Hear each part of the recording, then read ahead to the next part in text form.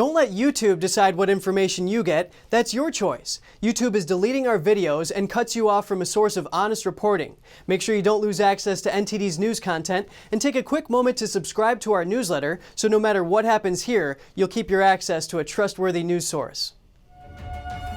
Washington, D.C. is facing a lawsuit over its vaccine law. The district is allowing kids as young as 11 to get vaccinated without parental consent. NTD's Ellison Lee has the latest.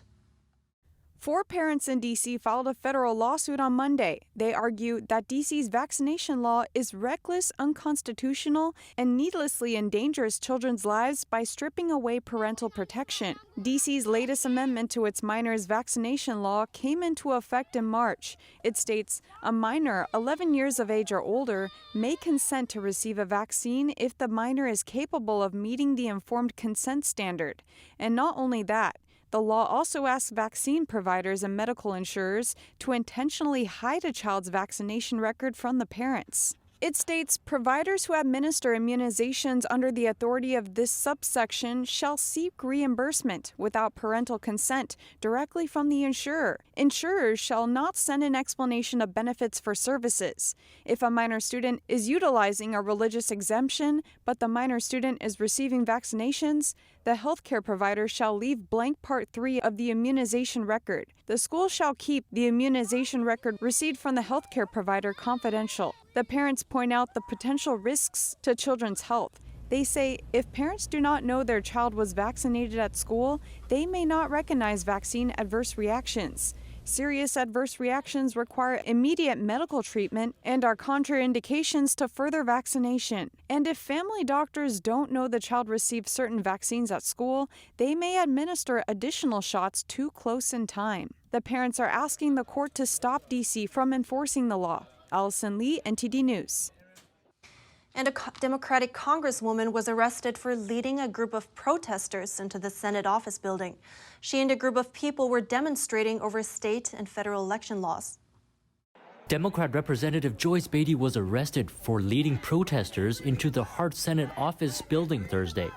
Beatty and the other protesters appear to be demonstrating against election integrity measures passed in the Republican Senate legislatures. Beatty released a statement saying she's standing with black women to defend their rights to vote. She celebrated her arrest on Twitter, posting a message saying, "Let the people vote, fight for justice." The Capitol Police confirmed the arrest on Twitter. They say they arrested 9 protesters who ignored 3 warnings to stop. Republicans and Democrats have been in a bitter dispute over election laws since before the last presidential election. Democrats claim Republican-led voting bills are designed to suppress minority votes. Republicans say they're to make elections more secure and to restore the public's confidence in elections. Democrats in the House passed a bill to dramatically remake election laws from the federal level. Senate Minority Leader Mitch McConnell says the bill allows Democrats to rewrite the election laws of all 50 states. And the Department of Energy is moving to put stricter limits on the water flow of your shower heads. It's reversing a Trump-era rule over water efficiency standards. During the Trump administration, the Energy Department changed how they interpret a congressional rule from the 1990s. The rule says shower heads can allow at most 2.5 gallons of water flow per minute.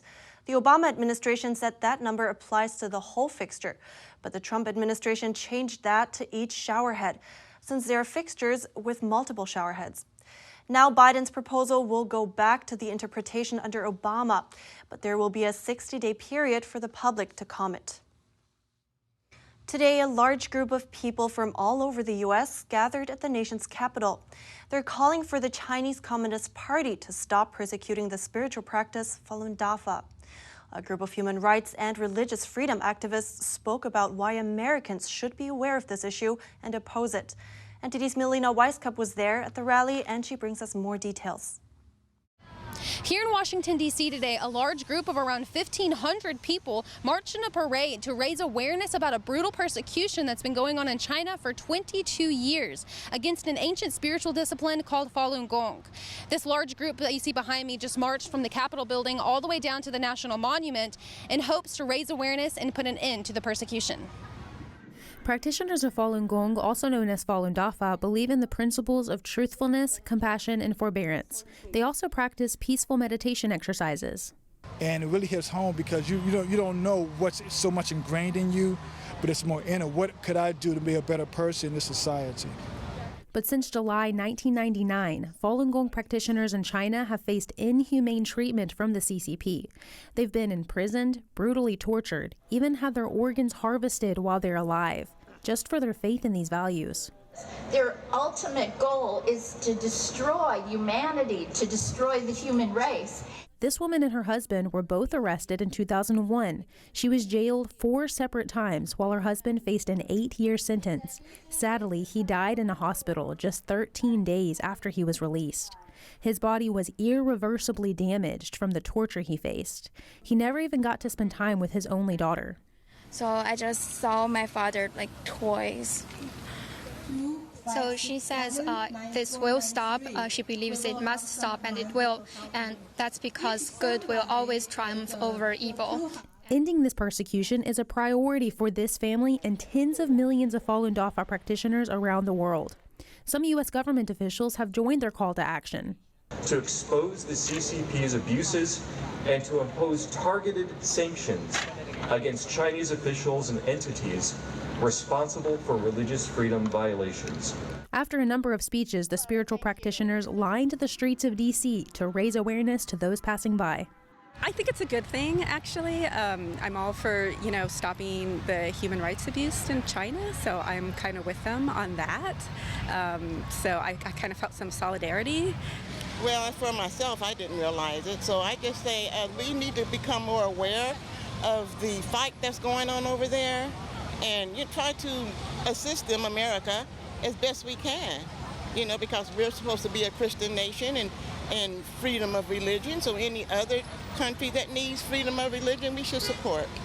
Falun Dafa practitioners have hosted this parade every year since 2001. Each year, their calls to end the persecution grow stronger. They look forward to the day when practitioners in China will no longer be persecuted for their faith. Reporting in Washington, D.C., Melina, Wisecup, NTD News. Foreign journalist and author Geoffrey Kane has published a book that takes the reader inside the Xinjiang region of China. He says the surveillance and data collection is so intense that people are arrested if someone believes they may commit a crime in the future. NTD's Jason Perry has the story. Foreign correspondent Geoffrey Kane just released a new book called The Perfect Police State, an undercover odyssey into China's terrifying surveillance dystopia of the future. Kane conducted hundreds of hours of personal interviews with Uyghurs who escaped Xinjiang. Kane also visited Xinjiang several times. He explained what it was like during his last visit in 2017. Really a terrifying experience because I realized that, that I and also, people who I was kind of interacting with, we were all being watched 24/7 by a pretty novel artificial intelligence system that was set up by the Chinese government. It was called the IJOP. The IJOP stands for Integrated Joint Operations Platform. It's a type of surveillance system used by the Chinese regime. They collect information like text messages, camera data, how much electricity you use, and even which door you use when you leave your house. When you go into the market, there will be government cameras watching everyone, watching what they purchase. So if you purchase something like diapers for your babies, the AI system might raise your trustworthiness ranking. It says that you're more trustworthy because that means you're a good parent. But, if you go to a section like the alcohol section and you're buying, whiskey or whatever, beer, your social trust ranking might go down. You might be considered untrustworthy because it means you have some kind of problem or you're just not, something's wrong with you. Kane describes what might happen to someone who is deemed untrustworthy. You'll leave, and let's say you go to the gas station. There will be people scanning their IDs to get gas. They scan their government IDs. There will be guards surrounding them, watching them as they scan their IDs. And if somebody's ID pops up and says untrustworthy, that's your ranking based on everything you've done, you could be denied gas. You're not allowed to go to the gas station anymore and get gas there. And the guards the police might come in and just detain you and send you to a concentration camp if your ranking falls that low, because it means that you might commit a crime in the future. This label can have immediate and drastic effects. You might wake up to someone who's actually, like a government minder in your bed who was sent to replace, say, your husband or your partner who had been taken away to a concentration camp. And you might, you'll wake up, there will often be a camera in your living room. You can eat breakfast with your children. This minder will ask you questions and teach you lessons and just ensure that your thinking is in line, that you're not committing some kind of thought crime against the state. He says even though the U.S. has the same technology in its military and police, the data can't easily be used in such extreme ways. That's because the U.S. is not under a one-party system. Kane believes cybersecurity should be a top priority. That's why he stores important information on a secure USB instead of uploading it to the cloud. Jason Perry, NTD News. California lawmakers on Thursday approved the first state-funded basic income plan in the U.S. The $35 million plan will provide monthly cash payments to qualified people with no strings attached. Opponents say the program undermines incentives to work. In a bipartisan move, California state lawmakers unanimously approved a $35 million basic income plan, an idea also known as guaranteed income or universal income. The plan will provide cash payments capped at $1,000 per month to qualifying pregnant women and young adults who age out of the foster care system. These are our most vulnerable children, and this bill takes a huge step to stabilizing their lives and to ensure that their families are taken care of. There will be no stipulation on how recipients can spend the money. Proponents claim that the plan will ease income inequality, particularly in communities of color. When we talk about a guaranteed basic income pilot, we're talking in the range of $500 a month, maybe $1,000 at the max that such people would receive, which certainly, as we know, with the cost of living in California, would not be adequate to fully support yourself. The newly approved plan will be paid for by California taxpayers and will set a precedent for the rest of the nation. The State Department of Social Services will decide who gets funding. Local officials will determine how much each qualified person gets paid. Currently, there is no end date for how long qualifying individuals will be receiving the guaranteed payments. Republican Assemblyman Vince Fong voiced his concern but didn't participate in the final vote.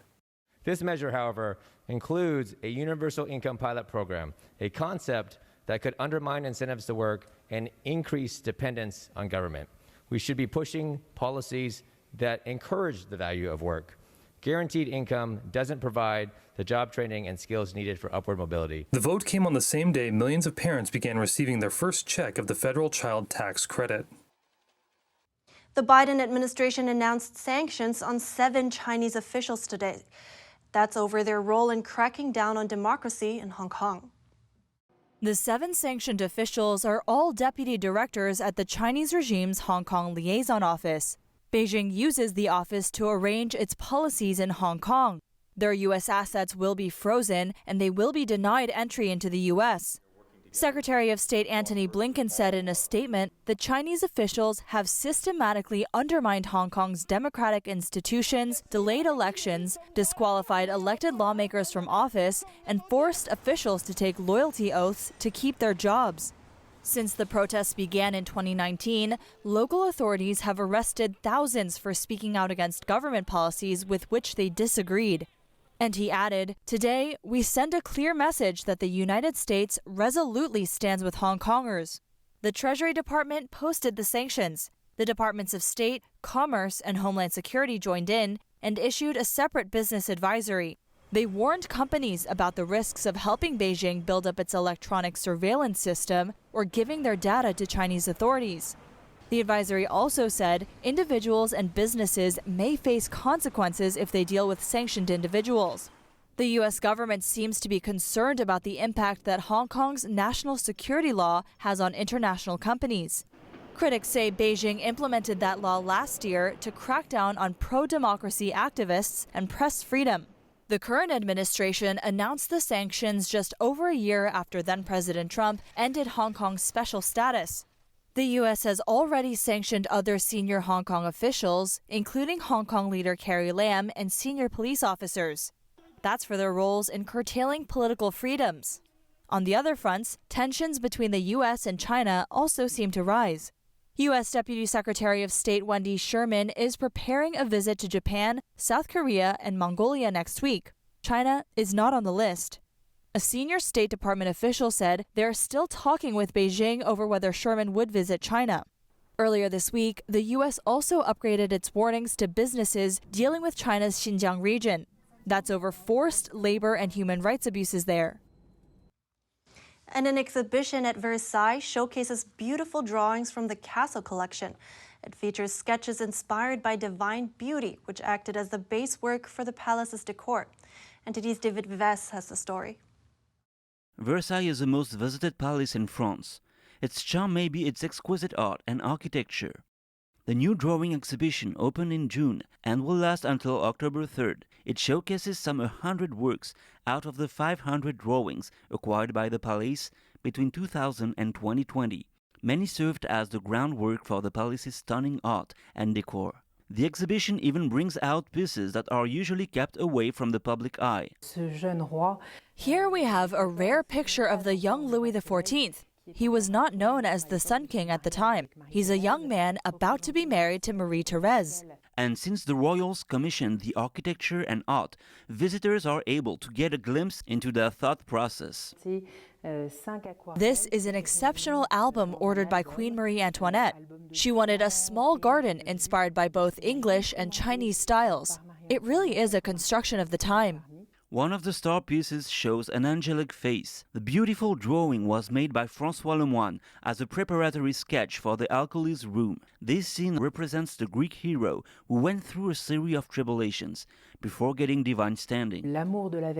This is the love of virtue. This is an allegory describing a man's elevation above himself. The love of virtue drives Hercules to Mount Olympus, or the heavens.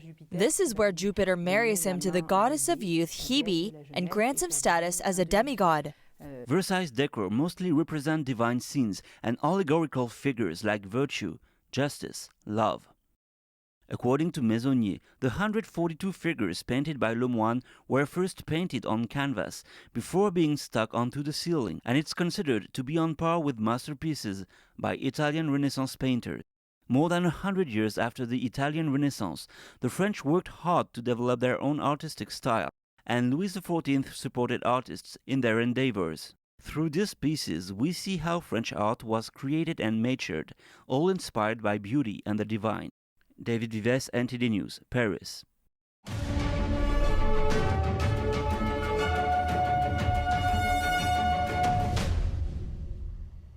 Navigating a world of economic madness, you need to have the right guide. What do today's decisions mean for your tomorrow? We ask why. What's the alternative? Uncover the deeper reasons and the hidden influences, and highlight the real opportunities for profit. At NTD Business, we connect the dots for you. Good evening. Thanks for joining us.